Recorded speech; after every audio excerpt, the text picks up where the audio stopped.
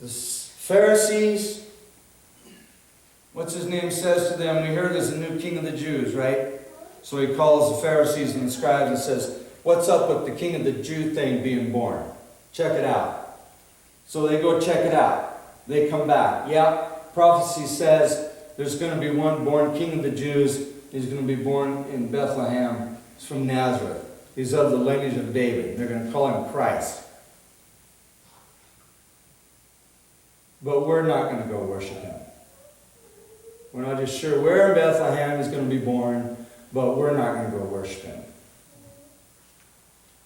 So the Pharisees and the scribes, they were without excuse, knowing where Christ was going to be born.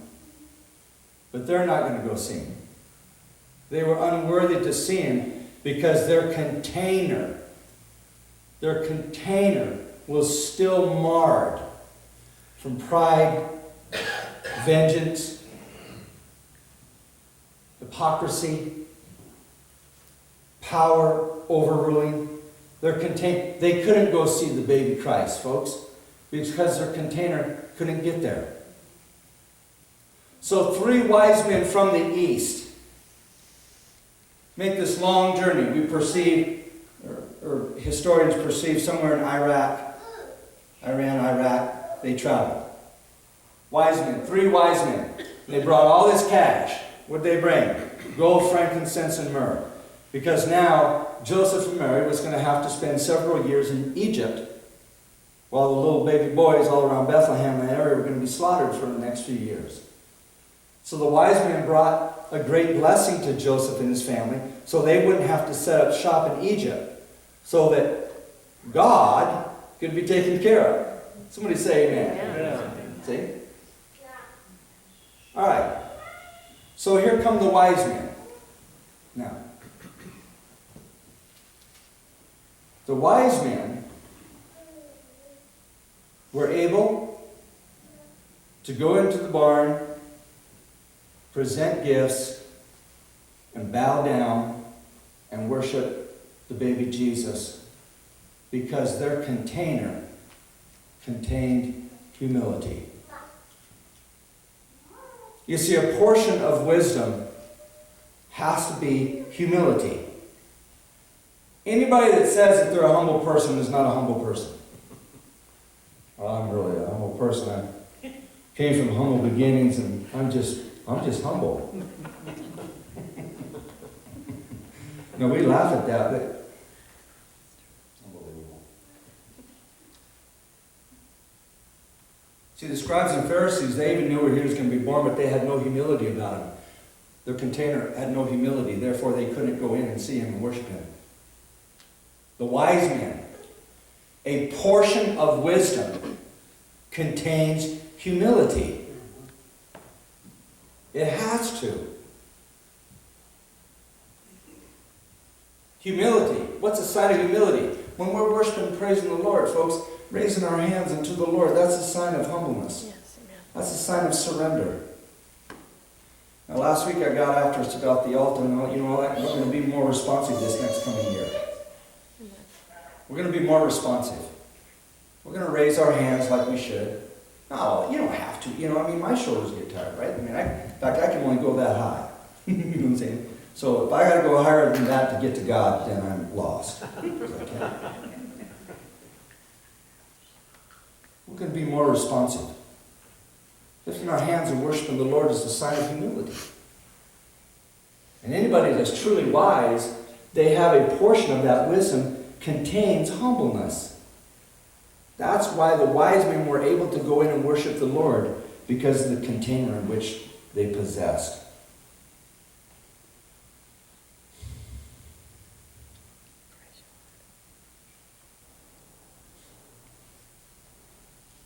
And this shall be a sign unto you.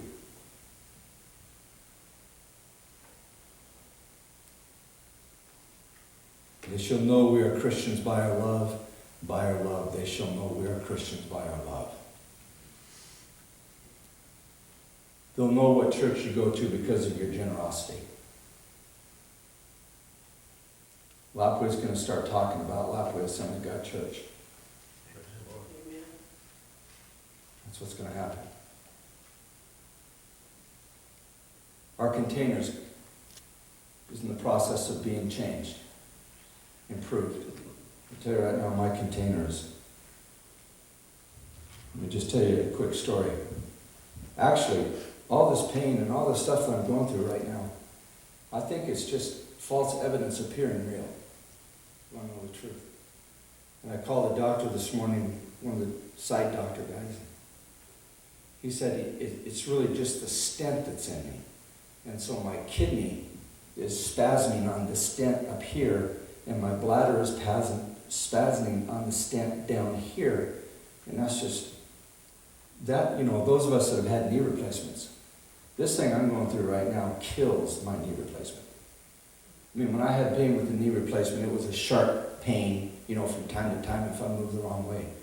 But this is a sharp, throbbing, continual, draining pain. This is an organ. This isn't a joint. You understand that? This is an organ that's going on here. And so he didn't think that I have renal failure, but I have these spasms. So when we get done here, we got to go to Walmart and get a whole bunch of. I haven't gone to. What was I talking about? Containers. Huh? Containers. Yeah, the container. Being changed. Oh yeah. So I really feel like I've been healed actually. My creatine levels when I was in the hospital, now they were up to over 5, which is, you're going to need a new kidney transplant here real soon because you're not working. And then they kind of went down a little bit below 5, and it's just really, really bad. Well, coming out of the hospital, it was 3.3. Well, that's good for me. That's really good. Well, we were in our daughter's house, and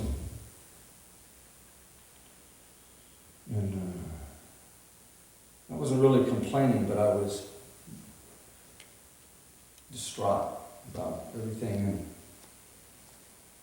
And just kind of out of nowhere, I just said to myself, because I'm meditating on the Spirit, right?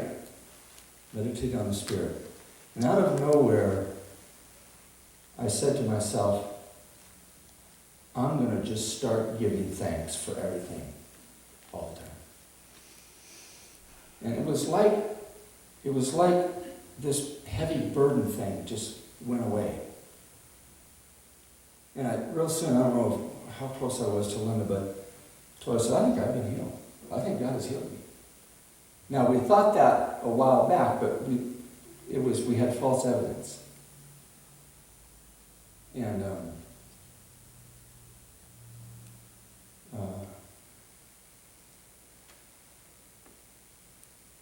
pray without ceasing, and all things give thanks, for this is the will of God in Christ Jesus concerning me. And I feel like my container's being changed. Amen. Lord. Really good. And that's exciting. Because that means the Lord's, I'm me, Daryl Stavros. That means the Lord is preparing Daryl Stavros for a new substance.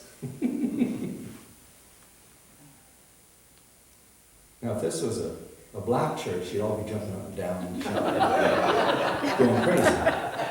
Right? But since we're all white, kind of save one is brown, We can't jump.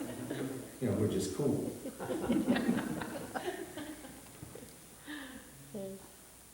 It's all good, right? We're jumping up and down. I know. Jump up and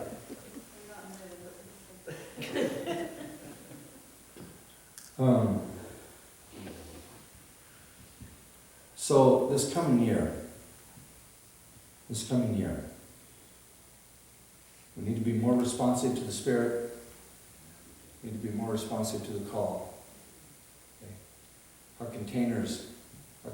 Now, you're responsible to go home and say, God, what does this container thing really mean?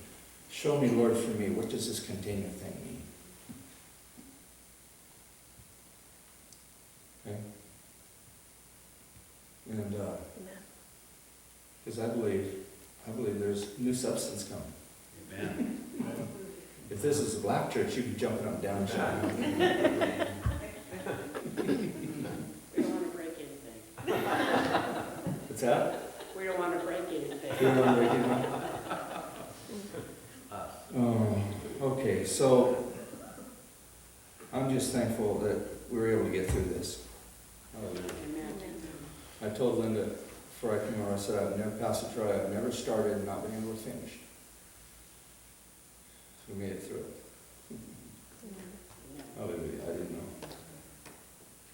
All right, so let's wrap things up. This kind of relaxes mine, isn't it?